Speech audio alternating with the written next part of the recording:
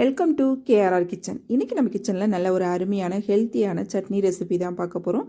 இன்றைக்கி நம்ம கருவேப்பிலை சட்னி எப்படி செய்கிறது தான் பார்க்க போகிறோங்க. இட்லி தோசைக்கெல்லாம் டேஸ்ட்டு ரொம்ப அருமையாக இருக்கும். இது கொஞ்சம் திக்காக அரைச்சி சாப்பாட்டில் போட்டு பிசைஞ்சு சாப்பிட்லாம். அந்த சட்னியை ரொம்ப சூப்பராக இருக்கும். எப்படி செய்கிறது நம்ம வீடியோக்குள்ளே போய் பார்ப்போம். அதுக்கு முன்னாடி நம்ம சேனலில் இப்போ தான் ஃபஸ்ட் டைம் பார்க்குறீங்கன்னா சப்ஸ்கிரைப் பண்ணி வச்சுக்கோங்க. கூடவே பெல் சிம்பிள் ப்ரெஸ் பண்ணி ஆளுங்கிற ஆப்ஷனையும் ப்ரெஸ் பண்ணி வச்சுக்கோங்க. அப்போ தான் நான் போகிற வீடியோஸ் எல்லாம் உங்களுக்கு தொடர்ந்து நோட்டிஃபிகேஷனில் ஒன்றுக்கு ஒன்றே கிடச்சிக்கிட்டு இருக்கும். இப்போ வாங்க இந்த கருவேப்பிலை சட்னி எப்படி செய்கிறதுன்னு பார்த்துடலாம். இப்போ சட்னி செய்கிறதுக்கு அடுப்பில் ஒரு கடாய் வச்சுருக்கேன். ஒரு 2 டீஸ்பூன் அளவுக்கு எண்ணெய் சேர்த்துக்கிறேன். எண்ணெய் நல்லா காஞ்சதுக்கப்புறம் பார்த்திங்கன்னா இதில் 2 டேபிள் ஸ்பூன் அளவுக்கு உளுத்தம்பருப்பு சேர்த்துருக்கேன். இது கூடவே பார்த்திங்கன்னா 2 டேபிள் ஸ்பூன் அளவுக்கு பச்சை வேர்க்கடலை சேர்த்துக்கிறேன். இது பச்சை வேர்க்கடலை அப்படிங்கிறதுனால நான் உளுந்து கூடயே சேர்த்துக்கிறேன். இதே இடத்துல நீங்கள் வந்து வறுத்த வேர்க்கடலை சேர்க்குறீங்க அப்படின்னாக்கா உளுந்தை லைட்டாக வறுத்துட்டு அதுக்கப்புறம் சேர்த்துக்குங்க. இப்போ இதை நல்லா பொன்னிறமாக வர வரைக்கும் நம்ம வறுத்து எடுத்துக்குவோம். இந்த பருப்பு ரெண்டும் நல்லா வறுபட்டு வரணும். அதுக்கப்புறம் தான் மித்த பொருள்லாம் நம்ம சேர்க்கணும். இப்போ பாருங்கள் நல்லா பொன்னிறமாக வறுபட்டு வந்துடுச்சு. இப்போ இதில் பார்த்தீங்கன்னா ஒரு 25 சின்ன வெங்காயம் உரித்து வச்சுருக்கேன். அதையும் இதில் சேர்த்துக்கிறேன். நீங்கள் சின்ன வெங்காயம் இல்லை அப்படின்னா இதுக்கு பதிலாக பெரிய வெங்காயம் கூட நீங்கள் சேர்த்துக்கலாம். சின்ன வெங்காயம் சேர்க்கும் போது சட்னிக்கு டேஸ்ட்டு நல்லாயிருக்கும். அதனால தான் நான் சின்ன வெங்காயம் சேர்த்துருக்கேன். அப்புறம் இதில் ஒரு 10 பூண்டு பல் சேர்த்துருக்கேன். இப்போ வெங்காயம் நல்லா வதங்கி வரட்டும். சின்ன வெங்காயம் அப்படிங்கிறதுனால கொஞ்சம் வதங்கிறதுக்கு டைம் எடுக்கும். கொஞ்சம் டைம் கொடுத்து நல்லா வதக்கி எடுத்துக்குங்க. நல்லா வதங்கினதுக்கப்புறம் பார்த்தீங்கன்னா காரத்துக்கு தகுந்த அளவு பச்சை மிளகாய் சேர்த்துக்குங்க. நான் இன்றைக்கி ஒரு 6 மிளகாய் சேர்த்துருக்கேன். நீங்கள் உங்கள் காரத்துக்கு தகுந்த அளவு சேர்த்துக்குங்க. இதிலே ஒரே ஒரு தக்காளி பழம் மீடியம் சைஸில் உள்ளது சேர்த்துருக்கேன். இப்போ பச்சை மிளகாய், வெங்காயம், தக்காளி பழம் எல்லாம் நல்லா வதங்கி வரணும். வதக்கிட்டு அரைக்கும் போது சட்னி நல்லா டேஸ்ட்டு கொடுக்கும்.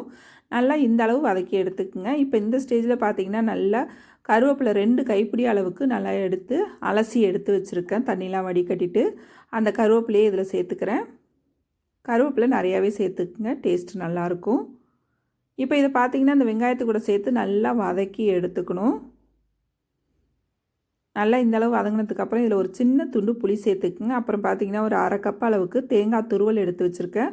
அதையும் சேர்த்துக்கிறேன். தேங்காய் சேர்த்ததுக்கப்புறம் பார்த்திங்கன்னா ரொம்ப நாளை வதக்க வேணாம். ஒரு 2 செகண்ட் மட்டும் அந்த சூட்லேயே கலந்து விட்டு அடுப்பை ஆஃப் பண்ணிவிடுங்க. இப்போ இது எல்லாம் பார்த்திங்கன்னா நல்லா ஆற வச்சு எடுத்துட்டு அதுக்கப்புறம் தான் நம்ம சட்னி அரைக்கணும். நல்லா ஆறட்டும். அதுக்கப்புறம் சட்னி எப்படி அரைக்கிறதுன்னு பார்ப்போம். இப்போ இது ஆறட்டும். இப்போ பாருங்கள் ஆறின பொருள் எல்லாத்தையும் நான் மிக்ஸி ஜாரில் சேர்த்துட்டேன். இப்போ சட்னிக்கு தேவையான அளவு உப்பு இதில் சேர்த்துக்கிறேன். சேர்த்துட்டு ஃபஸ்ட்டு நல்லா ஒரு தடவை அரைச்சிக்குங்க. அதுக்கப்புறம் கொஞ்சம் கொஞ்சமாக தண்ணி விட்டு நல்லா நைஸாக அரைச்சி எடுத்துக்குங்க. இப்போ பாருங்கள் சட்னி அரைச்சி எடுத்துகிட்டு வந்துட்டேன். இந்த அளவு அரைச்சி எடுத்துக்குங்க. இப்போ இந்த சட்னியை ஒரு பாத்திரத்துக்கு மாற்றி எடுத்துக்குவோம்.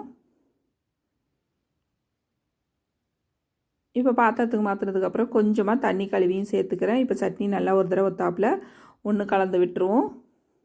கலந்து விட்டு இதுக்கு ஒரு சின்ன தாளிப்பு கொடுத்துக்குவோம். இந்த சட்னி தாளிக்கிறதுக்கு பார்த்திங்கன்னா கடுகு, உளுந்து, கொஞ்சம் பெருங்காயத்தூள், ஒரு வரமிளகாய் சேர்த்து தாளிப்பு கொடுத்தோம்னா போகிறோம். இப்போ கடுகு உளுந்து சேர்த்துருக்கேன். நல்லா பொரிஞ்சதுக்கப்புறம் இதில் கொஞ்சம் பெருங்காயத்தூள் சேர்த்துக்கிறேன். அப்புறம் ஒரு 2 வரமிளகாய் கிள்ளிட்டு வச்சுருக்கேன். அதையும் சேர்த்து நல்லா கலந்து கொடுத்துருவோம். அவ்வளோதான், தாளிப்பு ரெடி ஆகிடுச்சு. இப்போ இது சட்னி கூட சேர்த்து கலந்து விட்டுற வேண்டியதான். நல்லா ஒரு தடவை கலந்து விட்டிங்கன்னா நம்மளோட கருவேப்பிலை சட்னி ரொம்ப சூப்பராக அருமையாக ரெடி ஆகிடுச்சிங்க. இதில் நம்ம வேர்க்கடலை, உளுத்தம் பருப்புலாம் சேர்ந்துருக்கிறதுனால ஏற்கனவே பார்த்திங்கன்னா நமக்கு வந்து கருவேப்பிலையில் அயன் சத்து இருக்குது. இது கூடவே ப்ரோட்டீன் சத்தும் சேர்த்து ரொம்ப அருமையாக சூப்பராக ரெடி ஆகிடுச்சிங்க. இட்லி தோசைக்கெலாம் அருமையாக இருக்கும். கண்டிப்பாக ட்ரை பண்ணி பாருங்கள். ட்ரை பண்ணி பார்த்துட்டு எப்படி இருக்குன்னு எனக்கு கமெண்ட் பண்ணுங்கள். என்னோட இந்த ரெசிபி பிடிச்சிருந்துன்னா லைக் பண்ணுங்கள். கூடவே ஹைப்புன்னு ஒரு ஆப்ஷன் காட்டும், அதையும் சேர்த்து ப்ரெஸ் பண்ணி வச்சுக்கோங்க. நாளைக்கு வேறு ஒரு ரெசிபியோடு சந்திப்போம். Thanks for watching.